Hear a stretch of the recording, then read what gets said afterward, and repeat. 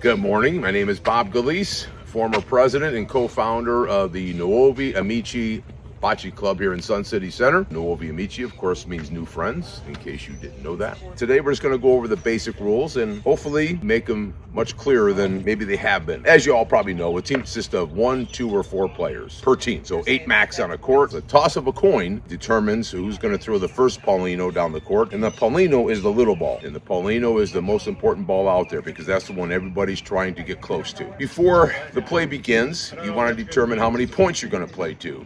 You can go whatever you want to go. Our scoreboards, can go up to 20, it appears. Nonetheless, that's your determination. 11, 13, 14, just depends how much time you want to spend on the game. The other thing you have to determine is whether the back wall is live or dead. What that means is when the back wall is live, that means that you can roll to the back wall, your ball can touch the back wall without penalty. Your ball doesn't have to touch any other ball before it gets to that back wall. Okay, that's a back wall live. Back wall dead simply means that if your ball hits the back wall before touching any other ball, your ball is pulled out of play, and you just set it up on the ledge somewhere. You have, of course, 1 Paulino. There's 8 bocce balls, 4 per team. In these rules that Becky shared with me this morning that I helped write, it says that all balls are rolled underhand. That's not necessarily true because we have a lot of players who don't roll the ball, underhand. There's some that roll it overhand, and that's okay also. Underhand is typically what people do. It's a good way to control your ball. Nice smooth roll without throwing it out there because you don't want the court to control your ball. So rolling the ball nice and smooth on the court right from that throw line is the way to go. The Paulino, again, that little ball must pass center court to be in play. It's got to be over the line. It cannot be on the line. It's got to be over line. It cannot be touching the white middle line. And you'll see 2 little white lines in the center of the court. Just kind of visually connect those and see where your Paulino's laying. So if it's past that line, you're good. That Paulino's in play. You cannot throw the Paulino past the longest mark on the side wall. And you'll see there's a green line and a red line. Green line is for pointing when you're down at one end or the other. You have to stay behind that line. The red line is if you want to run and you want to hit a ball. So there's 2 ways to get your point, whether you're rolling behind the green line and coming closer to the Paulino, or you want to run up and you want to hit the ball out. That's holding point from the other team. You can hit that ball by running up to the red line. The Paulino must pass the center line and cannot pass the green line on the opposite end. If you do, the Paulino goes back down to the other end. The other team throws the Paulino, and the same team who originally threw the Paulino throws their first point ball. Once the point has been established by the team who threw the initial ball, I should say, whether their ball is 2 feet away from the Paulino or 4 feet away from the Paulino, doesn't matter. The next team has to beat that ball. You have to be closer than that first ball that was thrown, and all subsequent balls. So let's say the green rolls to the Paulino, they're within 2 feet. The red team rolls and they're within a foot. Okay, now red team holds the point. The other team can now decide if they want to try and roll to beat that point, or they want to hit the ball out. So you have to decide what you're going to do. You're going to try and beat the point by rolling, or you're going to beat it by hitting. The team who does not hold point needs to keep rolling their ball to try and beat that closest point. For instance, in lawn bowling, you're always switching off. In bocce, no. Once you establish your point and you're holding that point, your team is holding the point, the other team has to keep rolling until they beat it. And if they don't, they exhaust all the balls they have, and now the team who's holding point gets to try and roll in for 2 points, 3 points, whatever it may be. We have played it where when you roll the Paulino, you have to be 12 inches off the sideboard.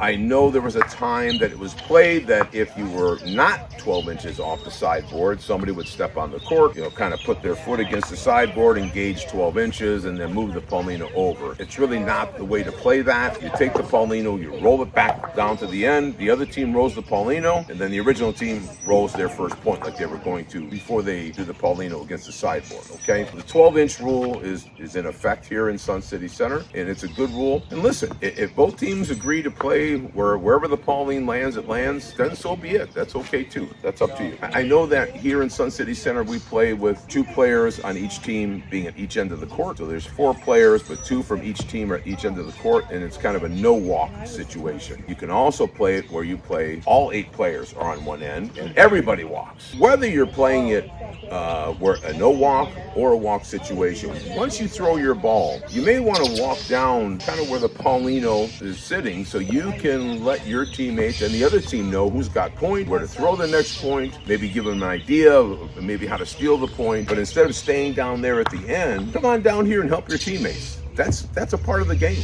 it just helps everyone get better, quite frankly, because there's many times, even after 25 years, if I'm playing in a competitive match, one of my teammates has already thrown their ball, they've walked down here, and they'll say, hey, Bob, what about this shot? I say, yeah, okay, I didn't see that shot. It's a good idea. Come on down, see who's got point, maybe help them with where to throw the ball. And again, it just helps everyone get better. I saw this happen a couple times here in Sun City Center where all the balls had not been thrown yet. So the surest way to know when all the balls have been thrown is to count what's on the court. Sometimes someone has a ball in their hand, they're sitting down on the bench or in a chair, and you don't notice a ball laying on the court back there, and you think, okay, well, we're done. If the frame is not over and there's a ball left to be thrown and somebody kicks the balls or moves a ball, you try to replace them where they were the best you can. You got to remember, folks, we're not playing for $1 million here. Do the best you can. Put them back where they were and let that last ball be rolled. If that can't be done for some reason, there was balls that were kicked and more than one was kicked and it kind of ricocheted off that one and nobody knows where anything was. The rule typically is however many balls are left, that's what that team will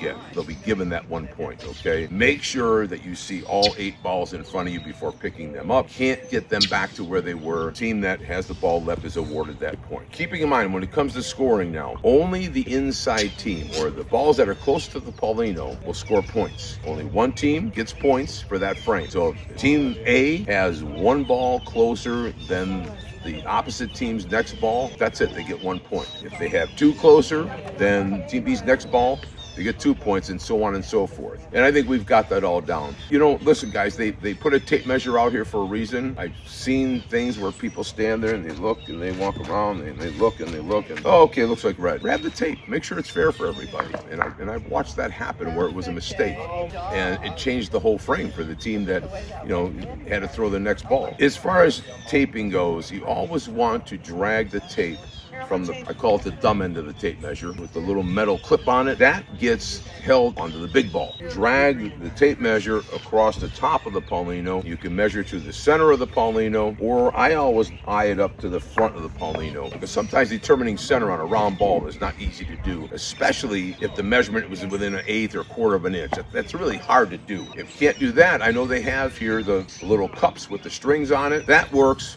But what I've seen happen many, many times here is as that cup is put over the Paulino, before the string is stretched out to see who's got the point, the Paulino gets moved. And if it's a tight measurement and that any movement is just not fair to the team that was closest. So that's why I don't like those cups. But if that's what you use, that's what you use. I guess to end all this rule stuff, remember, it's bocce. Bocce is a social game. We've made a lot of new acquaintances. We've made a lot of new friends here. It's meant to be social. Don't take it too seriously. Last thing I'll say to everybody is never be afraid to show someone, even the other team, maybe the right shot, because that only helps everybody improve their game. All right, thank you.